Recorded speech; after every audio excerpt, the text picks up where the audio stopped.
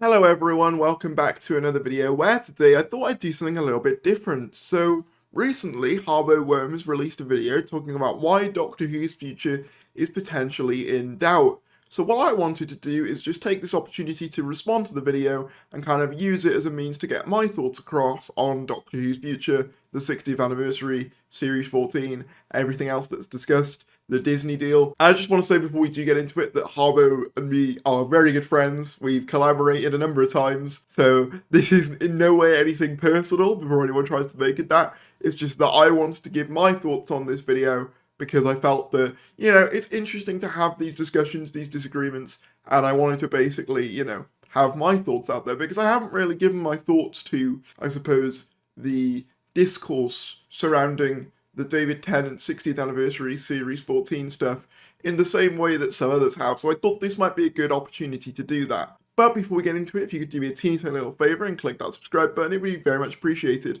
We're just about at 17,100, so our next stop is 17,200, so any support would be greatly appreciated on that front. I also have a Twitter if you'd like to follow me on that, but of course you don't have to. But with that said, let's get into the video. So, just in case you think I'm skipping anything, I'll say that the first minute and 10 seconds is basically just him setting up the premise of the video, telling us what's been going on in Doctor Who. I just don't want to respond to the whole video because I obviously don't want, to just be sat here in silence because the first minute or so is just him saying, facts, and I wouldn't really have a response other than, yeah, that's right. So, yeah, we're going to start it from 1 minute 10, but a link to the original video will be in the description below. So, in case you think I've missed anything, there you are, but yeah. I'm simply concerned about the direction the show currently seems to be heading towards. So yeah, that's an important thing to say as well. Harbo hasn't done this out of malintent, so I don't want anyone going over to his channel being like, oh no, you've committed sacrilege against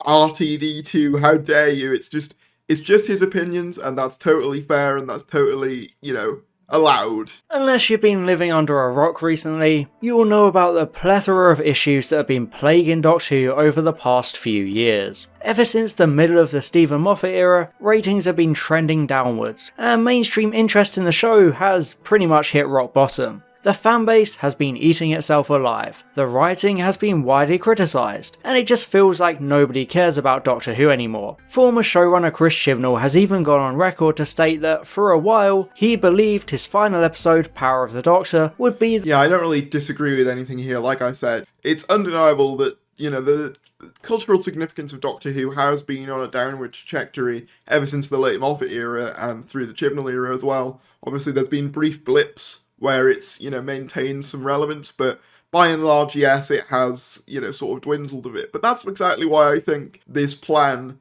is actually a really good one, and I'll get into why in a sec. The last ever episode of Doctor Who, because the show seemed to be heading towards cancellation or hiatus territory. But on one fateful day in September 2021, it was announced that former showrunner Russell T Davies would be returning to take control of the show once more. This was met with unanimous praise and celebration, because Davies is one of the most well regarded and liked producers of Doctor Who's long history, so pretty much everyone was optimistic. But even though I was elated too, I recall having a sense of trepidation towards the idea, because I was worried about the show relying on its past and proven success, playing things too safe rather than trying to expand its horizons. I even joked saying that Davies... Here's my one disagreement with that. Obviously, yes, the appointment of Russell T Davies is, from the BBC's end, a very safe move. Get the most popular showrunner back to showrun the show and steer the ship, basically. From the BBC's end, yes, it's a very much safe decision. But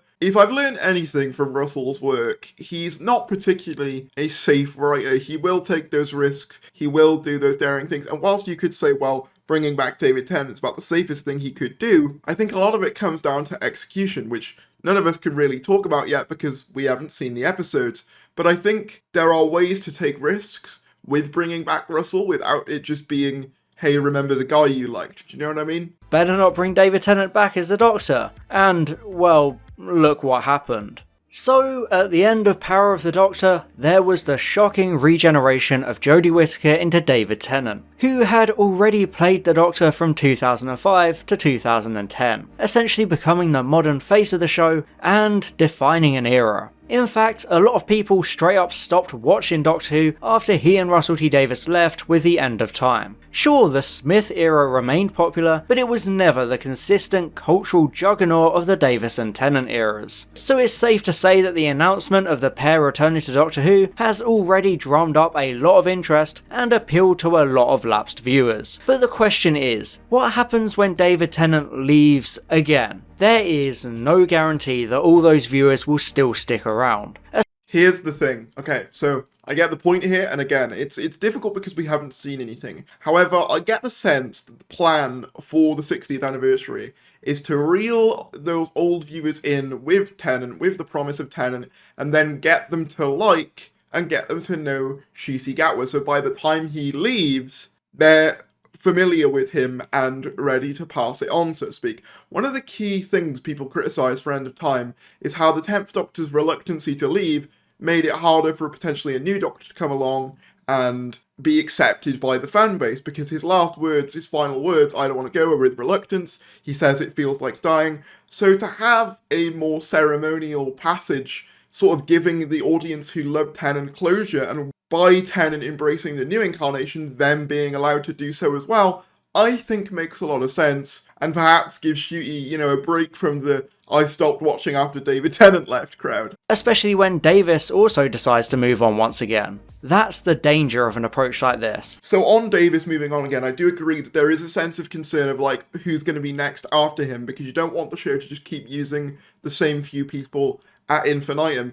What I would hope would happen, and what I think will happen, is we have a bunch of new production team for Series 14. Obviously, there are a bunch of returning faces as well, but, we've got the likes of Scott Hancock as script editor and things like that. So it's obvious that new talent is being brought on board as well. So what I'm hoping will happen is, there's a Stephen Moffat-style successor who writes some really standout stories, and then he carries the baton for a few years going forward. However, I do understand the concern of, you can't just keep using the same people forever. However, with that being said as well, I think the use of Bad Wolf in particular is a good thing, because it gives Doctor Who a firm, concrete place of operations for which all of its operations can lie. So if someone really proves themselves within Bad Wolf, they might be seen as a, potential good successor after Russell does eventually pass the torch. Basically, what I'm saying is, by bringing in Bad Wolf, you could potentially increase the talent pool for future showrunners. Because the show eventually becomes reliant on appealing to an audience they could easily lose based on just one or two people leaving the show. Ever since 2010, it has become clear that a large percentage of the audience were simply David Tennant fans. So ideally, they're not really the kind of crowd the show should start catering itself to. When the second Russell T Davies era was announced, it seemed like a golden opportunity to use the writer's name to reignite interest in the show and build a platform for bold new changes people would be more agreeable to and gel with easier. And yeah, this is a great idea. You use the short-term nostalgia of the returning showrunner to renew public interest, which then allows Ncuti Gatwa's incarnation to start off strong with good ratings and a lot of goodwill from fans who can trust Davies to write good Doctor Who. Here's the thing about that though, obviously we as fans, as he says, love Russell T Davies, and him coming back was already going to generate a bunch of goodwill to us, the fan base. But to the wider world, the names of writers are nowhere near as well known as actors. So obviously for a lot of people the return of Davies was hugely exciting, but I do think there's an element of a writer coming back isn't enough to, get your average Joe Blogs off the street to be interested in Doctor Who. Say David Tennant's coming back and all of a sudden they're like, "Oh my god, I loved it when it was David Tennant, I'm going to watch it."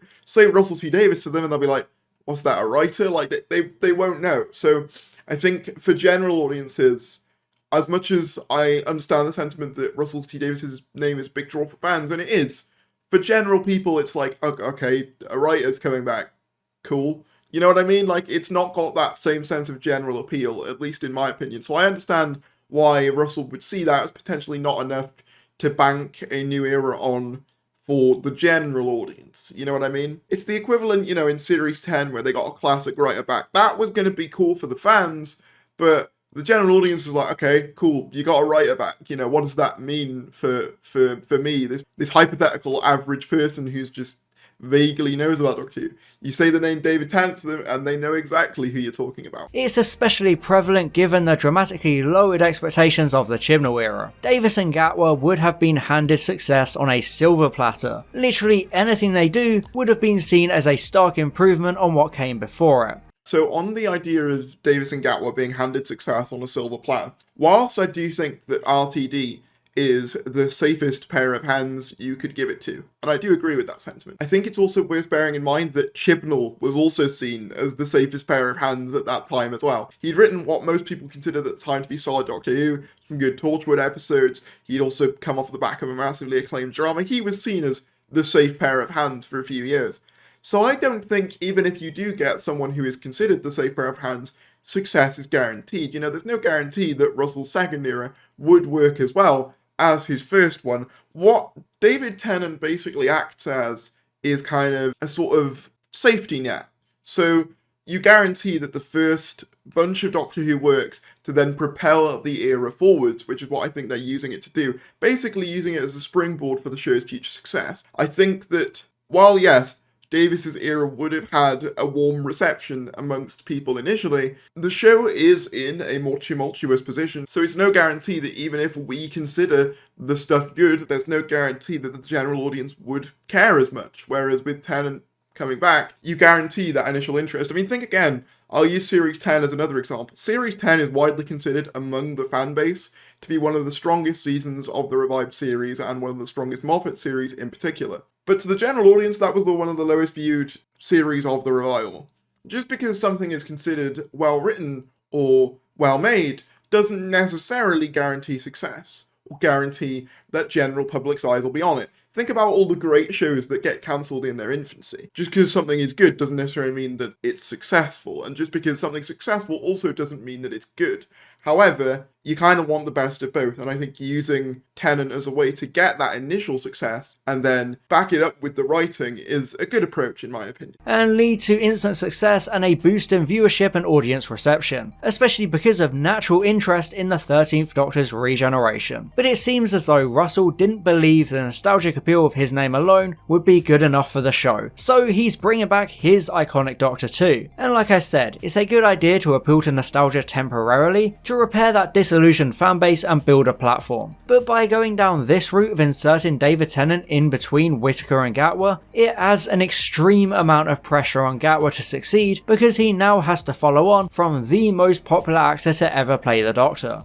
So this is one of his fundamental arguments I personally disagree with. Again, you know, it's nothing personal, but in my opinion, the idea of bringing back David Tennant to bridge the gap, in my view, is actually being done in service of Gatwa, because think about it like this, right? So, you're Ncuti Gatwa, you get cast as the 14th Doctor, you know, in this hypothetical scenario where David Tennant doesn't exist. You have to follow on from Jodie Whittaker. It's no secret that the Whittaker era turned a lot of people off.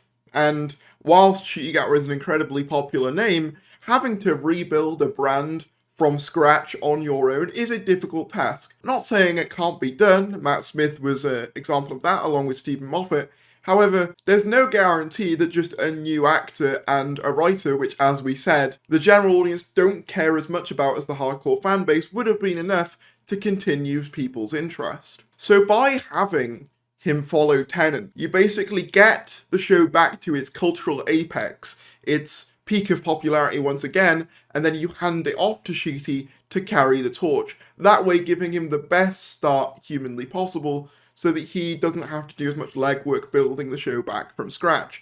I think also there's an element of, imagine the fan base if for the 60th anniversary year, no legacy Doctors came back. There's already people who are annoyed that it's just Tennant, or at least from what we can see, so can you imagine how toxic the fan base would be if all we had was a new Doctor for the 60th anniversary year? That might even cause resentment to a new incarnation, being like, oh, you took away David Tennant from us, you monster, how dare you? We wanted to see David Tennant and Matt Smith and Peter Capaldi, and we could have done that, but no, instead we have you. And that would have created, to me at least, some more hostility towards Ncuti and the fanbase. Having Tennant basically tied people over in the anniversary year and then makes them even more ready for an exciting future thing with Ncuti Gatwa, in my opinion. The first time Tennant left, the fanbase was pretty reluctant to accept anyone else, and it was only due to the excellent writing and performance of the 11th Doctor that people grew to like Matt Smith in the role. Now Davis has created the exact same scenario for Gatwa. He has a much harder job now than he otherwise would have had, and it's an unnecessary headache for the show to deal with, because again, I disagree with the notion of this, but yeah, I've already sort of said why, so. A lot of people will once again start moaning that they want David Tennant back, again. As stated, I don't know whether they will, like, because the thing is, right, obviously, for us fans, David Tennant hasn't exactly left fandom spaces, you know, Time Lord Victorious, the audios, the comics, all of that stuff. He's been a core part of the Doctor Who brand basically since he left. But to the general audiences, the last time he was about was 2013? That's 10 years ago. And that's quite a long time in pop culture terms. You know, that's a decade worth of time. So I think once he gets another story, another, you know, couple of episodes, which he's getting in 2023, I feel like the appetite for it will be pretty much satiated. Especially if they use the 60th specials as a vehicle to introduce a new Doctor that they will grow to like, which I think is what they're doing, hence why Ncuti Gatwa is making minor appearances in the 60th anniversary. I think that's another thing. A lot of people are acting as though it's only Tennant in these specials, when we've seen that it's not. Ncuti is going to be there as well. So it's not like they're completely ignoring the fact that the future exists, they're using the past to usher in the future. Sort of like what those sort of movies do where you've got the original team and then, you know, the next generation get it handed off. The trilogy of 2023 specials are bringing back David Tennant in the lead role as a fully fledged incarnation of the Doctor. He's not the degeneration Doctor or another similar term like the War Doctor or the Fugitive Doctors. David Tennant is the 14th Doctor. We're also getting the returns of... So here's the thing, I think the reasoning why they've done that, in my opinion personally, is because to a general audience, again, I'm using the general audience as my metric because I think this is who this is mostly aimed at. The numbering thing is already really confusing to general audiences. Have you ever had that thing where a non-Doctor Who fan friend has asked you, how many Doctors are there? And you kind of just have to stare at them and be like, okay, so... And then you have to explain the War Doctor, the Fugitive Doctor, the Timeless Child, all that stuff. Making him just the next incarnation makes it a lot easier for a general audience to understand. Calling him a gimmick name would have made it, I think, slightly more confusing to casual audiences. I think, anyway. Of Catherine Tate as Donna, Donna's family, the Celestial Toymaker, and even obscure expanded media character Beep the Meep. Oh, and there has also been speculation of a Mel Bush return. Obviously I trust Davis to combine all these elements into very good episodes, but David Tennant being the actual 14th Doctor feels like a short-sighted move, even if the narrative is all about him trying to work out who he is, like many leaks suggest. Nothing we've seen so far indicates the aim to secure the future of the franchise and guarantee its success for years to come. I personally disagree. I think, as I said before, having Ncuti in those 60th anniversary episodes is a very clear way of marking the future as well. If it was just Tennant, imagine, right, it was just, you know, another series 4, where it's just the 10th Doctor and Donna, and we had no word on a 14th Doctor of, you know, series 14 or anything. It was just, this was what we were getting for the foreseeable future. That would be a cause for concern because there wouldn't be a sign of the future. But through introducing Ncuti in these episodes, you've already marked that there is a future beyond this. And also, I think, just minor things like the new casting of the likes of Yasmin Finney as Donna's daughter Rose, as well as the altered personality of the new Doctor, allows for new developments and new takes on these older ideas, which personally I vastly prefer than just pretending like it's 2008 again, which is a sentiment I've seen echoed, but I think we never get to see, you know, a Doctor and their companion reunite as their authentic selves years after their travels ended. That's something that people always wonder, and that is a new thing. Sure, it's using legacy assets to do it, but it's still novel in a way. It very much comes across as the BBC saying, let's just go back to what we already know works. Davis is bringing back most of the people he originally worked with on his era of the show, such as Julie Gardner, Jane Tranter and Phil Collinson. It's gone so far that people are even expecting Murray Gold to return as a composer. It feels like they're trying to replicate the production staff of what's commonly seen as Doctor Who's golden era, as if they're hitting a reset button. To be fair, whilst I don't mind the returns of Phil Collinson, Julie Gardner and Jane Tranter, I understand that point and I don't really have like a rebuttal for it. It's a pretty solid point, so I'm gonna, say fair enough, even though I don't mind. This even extends to really basic things, such as the usage of music in a video of Gatwa explaining Doctor Who. And I know this part might sound like a nitpick or a reach, but it's simply indicative of the wider problem. The background music of the video is the Series 4 theme music, which seems fine on its own, sure, but almost all the images shown are purely from the Davis era. It almost creates an impression of this new era completely disregarding the Moffat and Chibnall eras. Okay, so I've seen this argument a lot, the idea of, oh, they're using the Series 4 theme, they're using, Russell T Davies imagery. The thing is, even though it's slightly different because it is a returning showrunners using their own iconography and basically kind of discarding what came before is pretty standard practice. I mean, think back to Series 5, you've got the cracks and time arc that basically erase the vast majority of the Russell T Davies' era events in order to establish new continuity. Think about in the Chibnall era the number of things that are either contradicted or abandoned by that. So while yeah, it may seem weird to see the Series 4 theme playing over new material, at the end of the day that is the theme of the Russell T Davies era. And seeing as you said before that part of the reason they brought Davies back was to evoke his name for nostalgic purposes, it wouldn't really make sense not to use his iconography, especially because, as I said, that's something that, all showrunners do, to a degree. And, I've seen people saying the changeover of the branding and all that was quick, but realistically, a lot of the changes have actually been quite slow. Before the Capaldi era even ended, we had new companions, we had the Doctor announcement itself, I believe the costume might have also been revealed by this time. So yeah, whilst a new logo might seem quick, it's not really that quick of a change, at least in my view, compared to previous ones. This is pretty standard practice for the show, in my opinion. Hell, it was already an issue going into Power of the Doctor, because we knew more about the 60th anniversary than we did about the 13th Doctor's final episode. See, this is one thing that I've heard as well. Obviously, I'm not using Harbo as the main example or perpetrator of this, but I've done a whole video dedicated to people who were annoyed that the 60th was promoting things like Neil Patrick Harris, like David Tennant, like Ncuti Gatwa as well, before we knew stuff about Power of the Doctor. I wouldn't see that as a Russell T Davies era issue. I would see that as a Chibnall era marketing issue.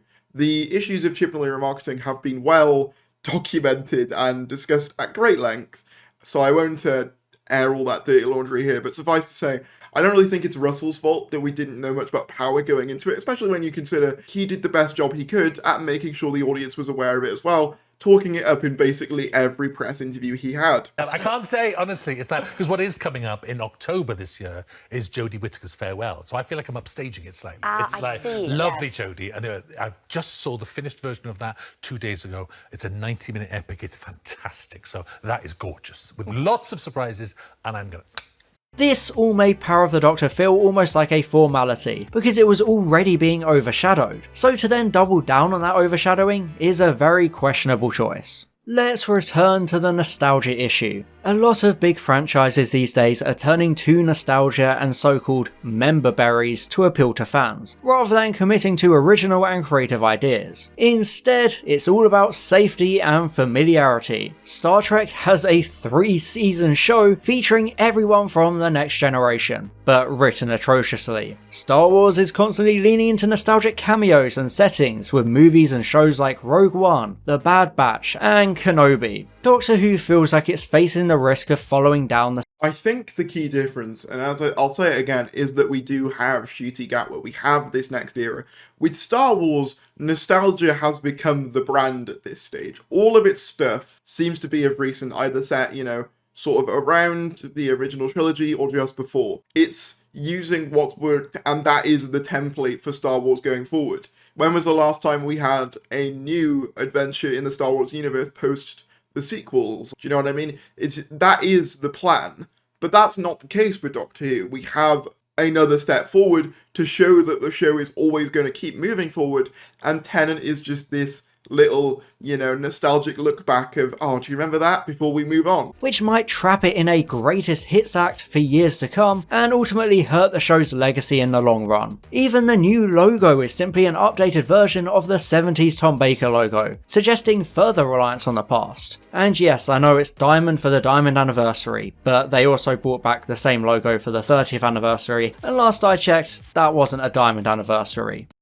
I think that logo has more significance beyond just the nostalgia, although I do think that's a big key part of it. It's also, if you think about it, probably the logo that the American audience recognizes the most, and we'll get into the Disney Plus stuff in a sec, but, on PBS they played a lot of the Tom Baker episodes, so I think it's a very deliberate choice to use the most significant iconography in other territories as well as just the UK. I also think that in some ways, using an older style logo, having all those intricacies, kind of makes it stand out amongst a sea of logos that are so determined to strip back everything and make it really, really basic and fundamental. This minimalist trend is something very common in logos, and it's something that even the Chibnall era adopted, because the text for the Chibnall era is kind of just a straight line, and then obviously, it's very simple, very minimalist, which can work and does work to an extent. But having a more intricate logo, in my view, is kind of making Doctor Who stand out more, rather than feeling like a greatest hits act, at least to me. I also just think, and not to sound facetious here,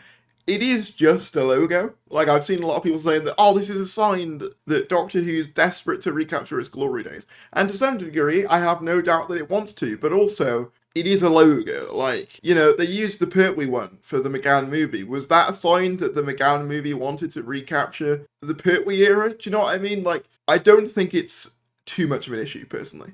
Look, I understand this heavily nostalgic approach is due to the 60th anniversary of Doctor Who, but that just highlights the issues of starting an entire new era with an anniversary celebration.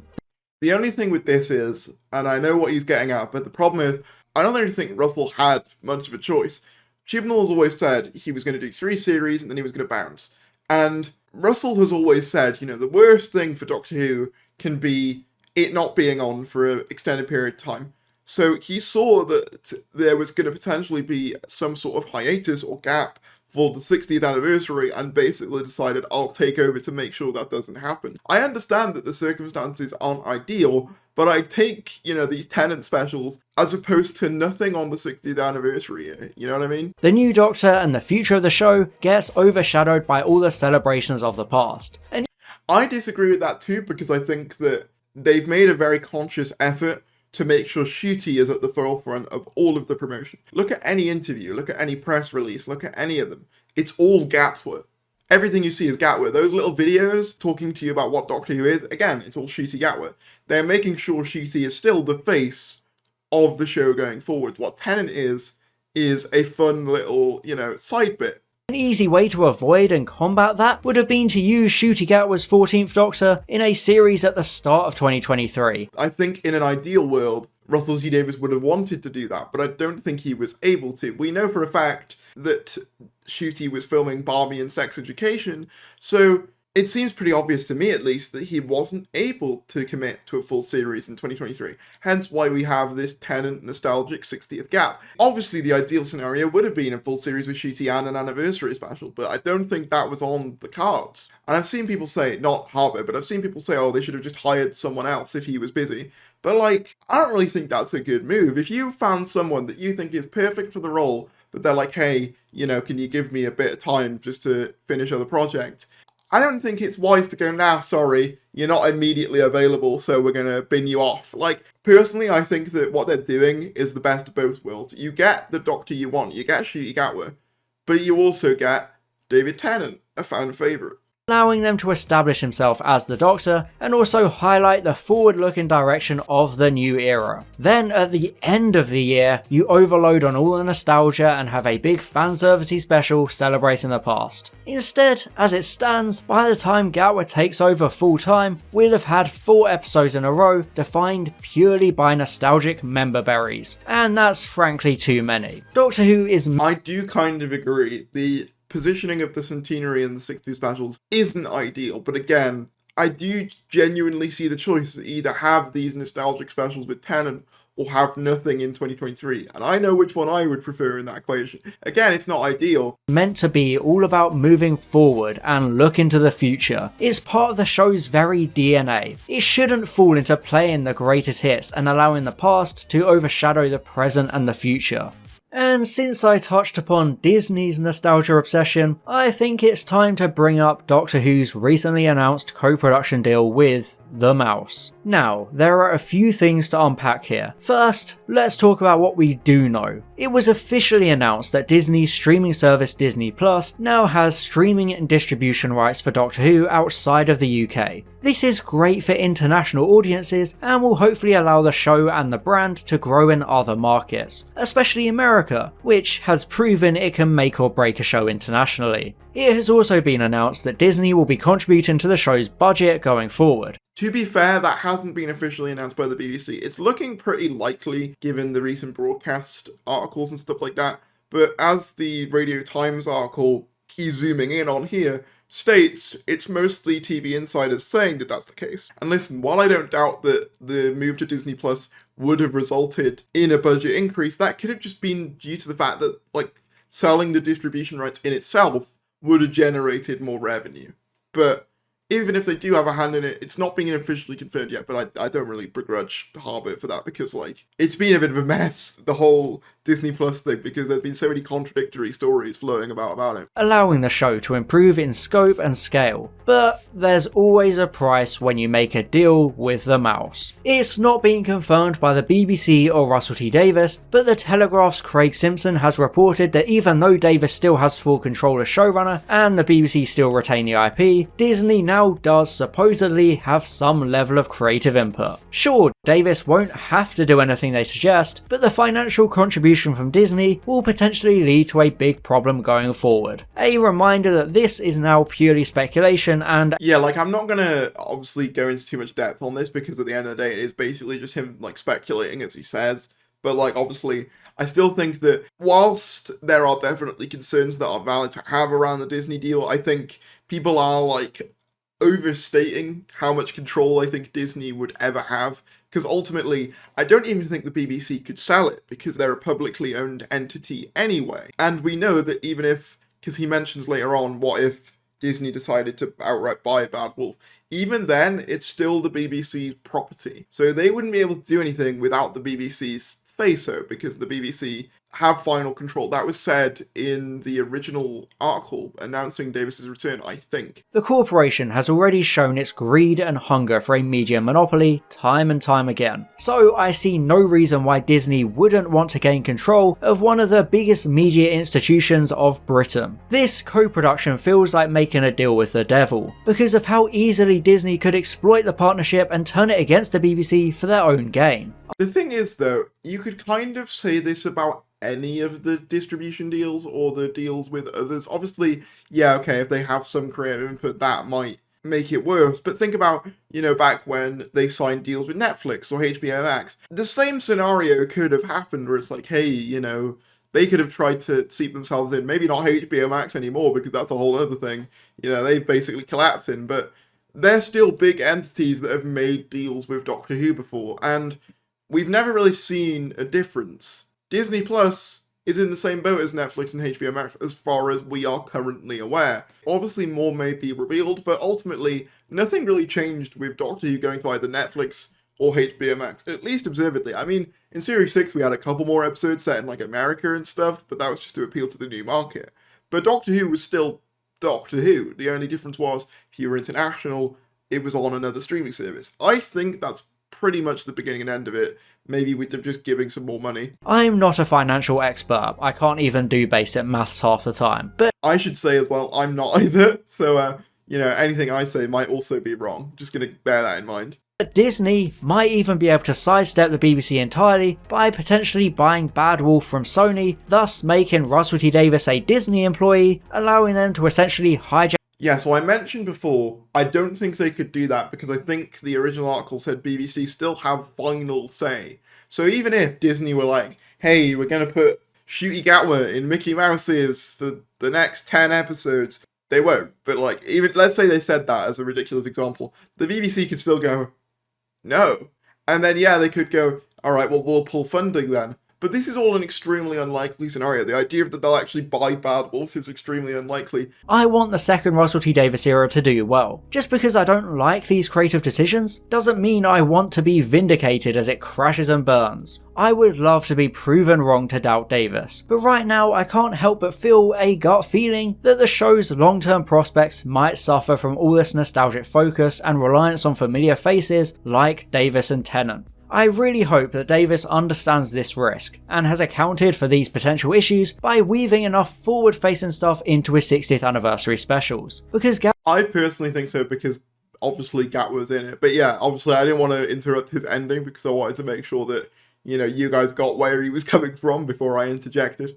Our success relies almost directly on his incarnation being given a strong platform to succeed. It's already obvious that Tennant's return will cause a huge influx of viewers. The biggest challenge is keeping them when he's gone, and with the way the era seems to be setting itself up, I'm not entirely confident that will happen. But like I said, I hope I'm wrong and that the era is a massive success, paving the way for future showrunners to reap the rewards and keep the show alive and thriving for decades to come. So I think one more thing I wanted to say as well is that I think I would share a lot more of these concerns if it wasn't Russell T Davies. That might sound like me, you know, having too much faith in RTD, but personally, he's proven it. RTD has an endless amount of goodwill from fans for a reason, because his era was so successful, did have so many spin-offs, which people were concerned by, and still are to the extent of, oh, we don't want it to dilute from the main show, whilst also keeping the main show